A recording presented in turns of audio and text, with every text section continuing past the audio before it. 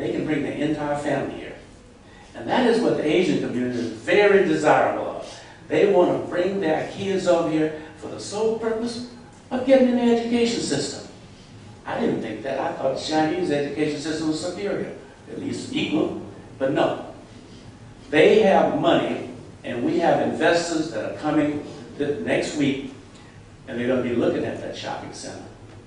And they have some ideas. One investor wanted to tear down the whole thing and start over with a new concept with high-rise condos and so forth.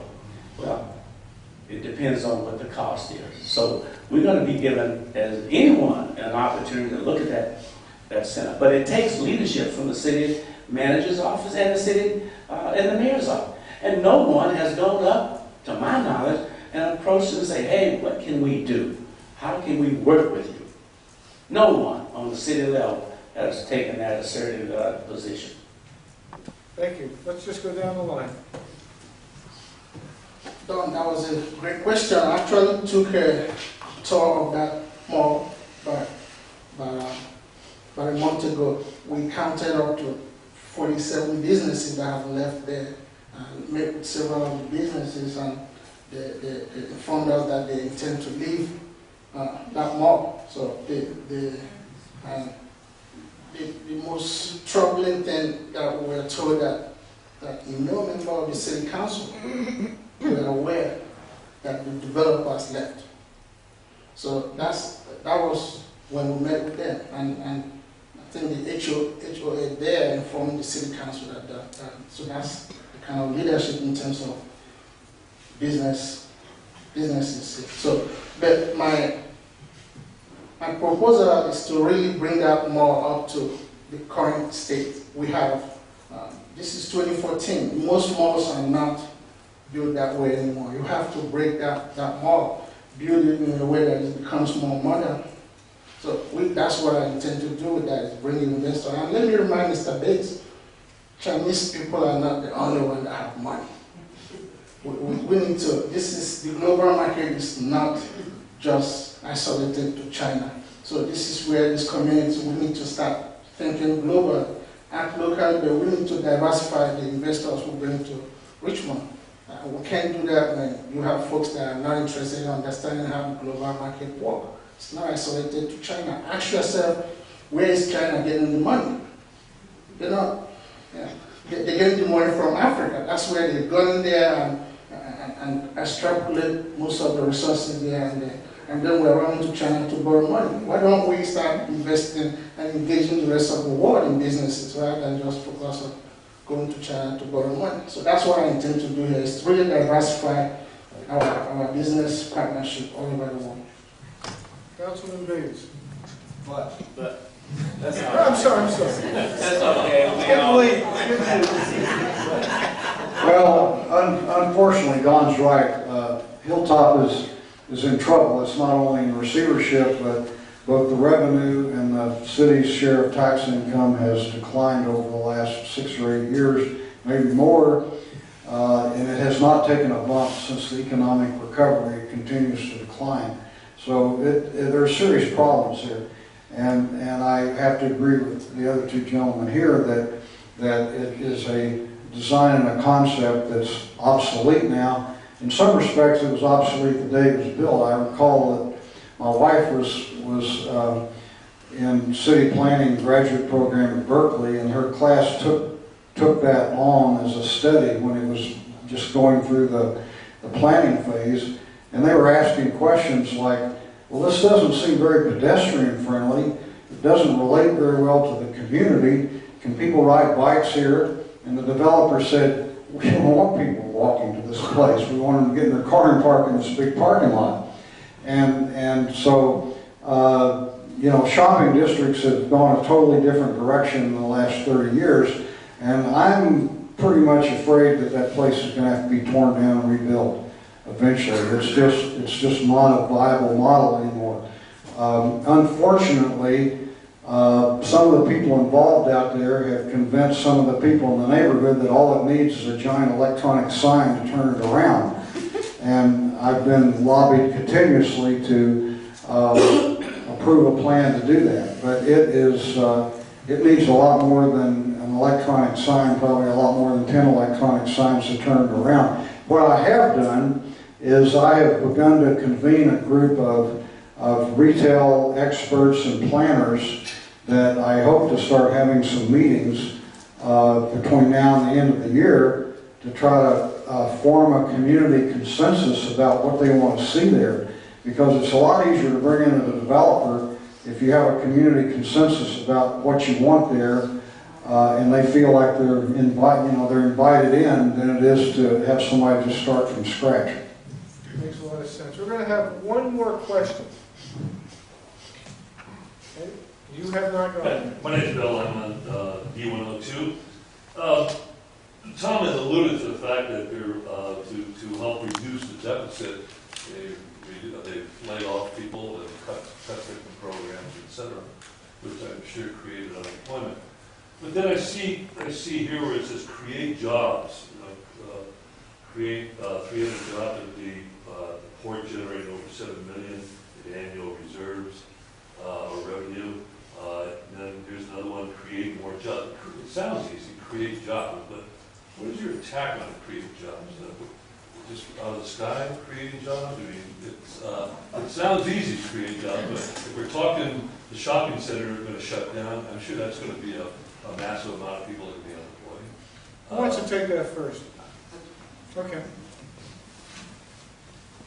So businesses don't just show up. You have to really go out there and engage them. There are certain things that make businesses show up in your community.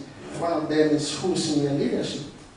And you have to be out there building relationships. Let me give you an example. I have a friend that was elected in City Council in Oakland past 2 years. She has been involved in bringing businesses in Oakland in 2 years. Then these two men have done probably in 10 years. That's what happens when you elect people that actually are serious about going out there, engaging business community. They just don't show up just because, I'm on the city council. Doesn't mean they'll show up. So that's what I intend to be. I intend to be active in really engaging business communities. But at the same time, one of the things we need to start looking at is our workforce. We do not have a very strong skilled workforce in Richmond. So that's one of the things, that's why I propose a technical school in Richmond to start dealing with several of the issues that we're having here. We have the lab coming in here. Most of those jobs will not come from Richmond. So we need to start actually building the skilled force that can actually compete for jobs in the 21st century. The other thing I propose is to have a technology hub in Richmond. So intend to have a technology hub in Richmond that will help attract businesses to Richmond. And then I've worked with businesses all over the country. So there's a relationship that is built there that we can actually tap in and help bring businesses to Richmond. Councilman Bates. Well, I'm not about rhetoric, I'm about reality. How many of you had to go to the city of Richmond and get a permit to do anything? And you know how difficult it is. I want you to do one thing if you don't do anything else. I want you to go to Vern's Pharmacy. Most of you know Vern's Pharmacy, right there in Point Richmond, across from the fire station. Vern put in an application to build his home. And it was approved by the council on June the 4th. To this day, that gentleman has not received his permit. I met with the city manager 2 weeks ago. We're going to do it, just a matter of time. They keep coming with regulation after regulation. I'm a business-friendly person. I know that if you're in business, time is money. And this city does not have a friendly, professional attitude in dealing with the business community. You sit and you wait. I was in the planning commission the other day, and the guy was complaining. I said, well, do you have an appointment? They don't give out appointments. You go and you sit and you wait, and you wait. Telephones are sent a call, you don't get a return call. This city is terrible. The planning department is probably one of the worst departments we have in this city. And it's costing us money. And it's costing our citizen time. The way you bring in business is you show business-friendly attitudes with all the business community, including Chevron. The way you treat your major corporation and business in the city is indicative of how you treat the lesser of them. If you don't treat the big boys with respect, don't expect the little people to get in respect. And that's the first thing I'm going to do if I'm mayor. We're going to clean that up. That should be a one-stop center. You go to get a permit, you don't have a planning over here, a fire department over here, a police department over here, public works over here. You bring all that and put it right there, and you get every one of those people in there. Sign off what is needed, and give that person his permit, and let them be on their way. That's how you do business. Councilman Buss, you got the last word on this one. Well, I differ significantly with my colleague on this. You know, I happen to be an architect and a planner by profession. I take projects through planning departments in cities all over the Bay Area, all over the state, as a matter of fact. And Richmond is good or better than any place in the state. The only people that have problems are people who refuse to follow the rules. There's been a lot of discussion lately about, well, you know, are you going to bend the rules? Are you going to do variances, or are you going to stick to what we have? Well, the California building code is a state building code. The city has its own zoning ordinance, its own general plan. I can tell you that if you have a project, you follow the rules, it'll go through there just as slick as it can be. But if you try to shortcut and you try to get away with things and you try to break the rules and you try to sweet talk the planners into bending this way and that way, you know, it can get difficult. But to answer the question about jobs, you know, there have been 4,300 jobs created for Richmonders in the last 4 years. Now, some of that's because we're coming out of a recession, but that's an awful lot of jobs. And this city will continue to attract businesses and attract jobs if we make sure that we have a high quality of life here and that Richmond is an attractive place for cities, for people to live and work. You know, the younger generation, all these tech workers, they decide where they want to live based on quality of life. They follow the amenities. They want to go places where they can live in areas where they can get out and use things like the Bay Trail and the shoreline, and they want to ride their bikes to work, and they want to go out to a restaurant at night, and that's what they're looking for, and the companies who hire them follow them there.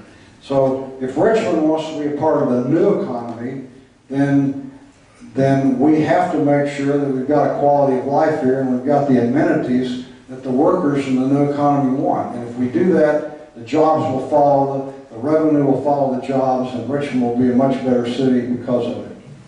Thank you. We have come to the end of our questioning period, and we're going to allow at this point for 3 minutes of summation by the candidates. And I would like to precede that by saying thank you for everyone that came tonight. You've presented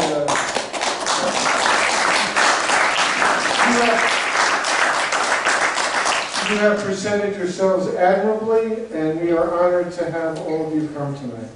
So if you will start it off, Councilman Bates, and give us your 3-minute summation, we would be pleased. Well, thank you very much for the invitation, and thank you to the audience. Probably the most courteous audience we had to deal with. Sometimes we get his in a little booth, but that's the way it is. That's politics. Let me just indicate that I've been your city councilman for 41 years, actually. I finally counted it out. Twice I've been your mayor. I know what's going on in City Hall. I know how to run City Hall. I know how to oversee it. You don't talk about, you're going to hear people saying, I'm going to do this, I'm going to do that, and I'm going to do that. Those things. A mayor can only take the leadership. There's no I in teamwork. You've got to work with other individuals on your council and with your staff to bring forth a vision and a plan. One of the things we haven't discussed about in reference to your relationship with the federal government. I'm the only council member that have a strong working relationship with the federal government, meaning our Congress. And our legislators, our Senate. Diane Fines and I are personal friends. So is Barbara Box. George Miller's another. There's so much of our tax dollars going to Washington, D.C., and we're not getting anything in return because we got a Green Party mayor that don't even know where Washington, D.C. is located. You got to work with your state legislature, with Jerry Brown and others, to bring in money as well. We cannot solve our financial problems without reaching out and getting financial support from these different agencies. No one's talked about that. And if you don't have leadership at the mayoral level, you can forget it. You've got to be able to get those doors open. I recall when I was very successful along with John Knox. We went to Washington, D.C. We got 95% funding for the Knox Freeway. It came from the Albany field to the Center field. That didn't happen by accident. That happened because you're connected, you're involved, and you know the players in D.C. that can fund these different projects. The only projects that we've gotten funded in the last 7 years have been probably, well, we obviously get HUD money each time, but we get some money for the police. Let me point out one other point. Council want to take credit for the police in the success. We haven't made one arrest. We haven't done anything but fund the program. The credit goes to the Richmond Police Department and the others associated in that area. So let's don't get mixed up and talk about we've done this and we've done that. Finally, it's important that you elect someone that is honest, someone that's compassionate, and someone has integrity. I feel I qualify with those characteristics. I don't fight with my colleagues. Even though I disagree with them, I respect them. The first thing I would do if I'm a council member is get our council members to start dressing appropriately.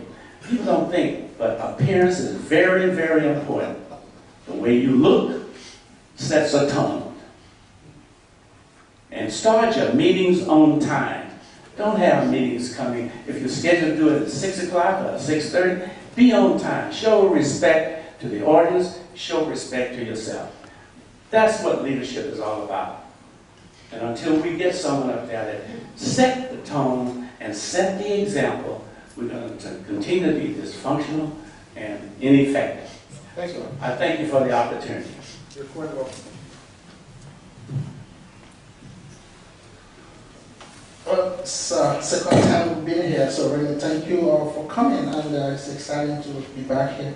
But we have some serious issues here, obviously, we all know that. But when you listen to these two gentlemen here, you would think that they are actually running for office for the first time. They're coming in as an outsider. But let me give you a little history here. When this current mayor came in almost 8 years ago, she came in pretty much as an outsider. So a lot of the progress that Tom seemed to take credit for was actually done by the outsider that came in. And that's why she was able to do stuff. And you don't ever get any change coming from career politicians. It never happens. It never happens, folks. We have to be serious about Richmond, where things are going.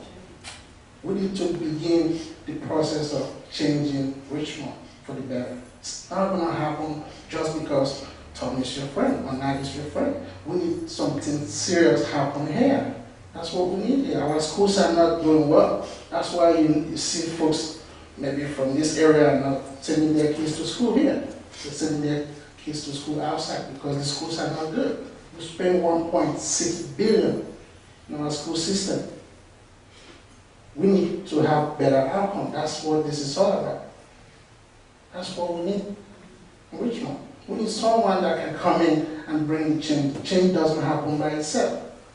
If you listen to Nat talk, he said he has friends in Washington. In fact, he has somebody here that looks familiar. But you know, this man here actually helped to get him into office. So maybe I know somebody in Washington that can help this community. I was elected a delegate here from this community to represent this community to the Democratic National Convention. I've worked with the White House on several issues involving businesses and immigration and all that. So that's what we need. You need a friend in Washington. I think I have some in the White House. If we need help in Richmond here, that's what we need. Somebody that can have that relationship to bring stuff to Richmond. But let's talk serious about where do we go from here. We cannot make changes in our economy when we have folks that actually get us into this mess still running things. I said earlier, both of them are still in the city council. They have nothing to lose in this election.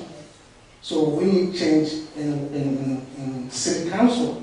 We have several good folks running for office. I want you to pay attention to them and really bring in some new folks that will begin to change this community. Don't just elect me, but look at those other folks there and electing them to help our community grow. It's not personal about, this election is not personal. I actually like them. But I don't like them as our mayor. And I think this community agreed with me because 5 times both of them have run combined for mayor. They've never been elected for a reason. Actually, 5 times they've run for mayor. Folks say we have to give each other some credit. You know, when they run for city council, we elect them over and over. It's okay. But we need somebody more dynamic in our mayorship. That's why the current mayor was elected, because she gave us that diversity in terms of her thinking. That's what I bring to the table here. I'm not a career politician. I intend to do things from outside. And you will see the changes when I'm elected. So in November, I'm asking you to take that chance on me, to make that change. Because it's not going to happen if you keep recycling the same leadership. So this is for your kids, for your grandkids, for you to make this change. Let's make it happen. I know I speak with accent, but it's good. Richmond needs some accent. So let's get something going here. Thank you. Okay, take care.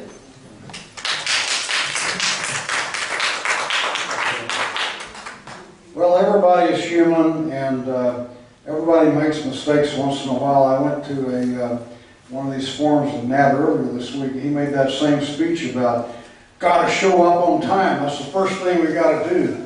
At our city council meeting last night, right? So the mayor and I were there at 5:30, and we kind of looked at each other and said, where is everybody? Well, they came on dragging in. Nat came in about 5:30. We were there at 5. I mean, Nat came dragging in about 5:30. But he had some important business, I'm sure. I'm willing to cut him some slack. And you know, Nat's not the only way he knows his way to Washington, D.C. or Sacramento. I think all of us have spent a significant amount of time there. I spent a lot of time there lobbying to bring Rose of the River World War II Homefront National Historical Park to Richmond. And I also spent a lot of time there lobbying for the money to rehabilitate the Ford Assembly Plant where the Craneway is now. But to move on, you know, one thing Richmond's known for is its rough and tumble politics. One thing the City Council is known for is its divisiveness and the extremes of opinions that exist on the City Council. And I think if you want to find out who is the person best suited to be the next mayor, the people you ought to ask are the 3 living people who've been mayor for the last 20 years. We have Irma Anderson, we have Rosemary Corbin, and we have Gail McLaughlin. All very different people, very different constituencies, very different backgrounds, different politics, different supporters, different priorities. About the only thing they have in common is that they've been able to survive 20 cumulative years as mayor of Richmond. Well, there's one thing that they all agree on, and that is that I'm the best person to be the next mayor of Richmond, because they've been there, they see how hard it is, they see what the challenges are, and they think that I'm the person who's best suited to do that. So take a look at what they have to say. And, you know, one way or another, Nat and I are going to be there the next couple of years. I think that Nat and I probably agree on more than we disagree on. We have some very important differences that you can look at. We have a difference in the way we look at the environment, quality of life issues, Chevron, some of those things. But And I think that's important. Our politics are very different in those areas, but in other areas, there's not much space between us. Thank you.